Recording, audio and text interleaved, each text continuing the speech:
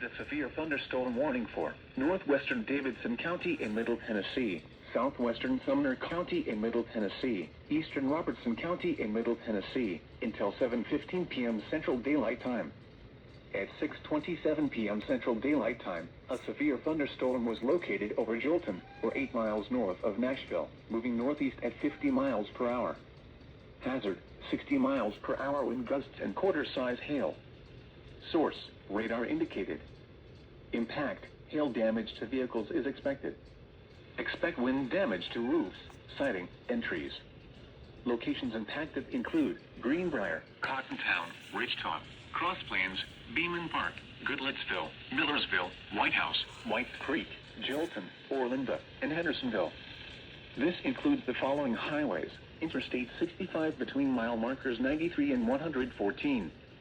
Interstate 24 between mile markers 33 and 43. For your protection, move to an interior room on the lowest floor of a building. A tornado watch remains in effect until midnight Central Daylight Time for Middle Tennessee.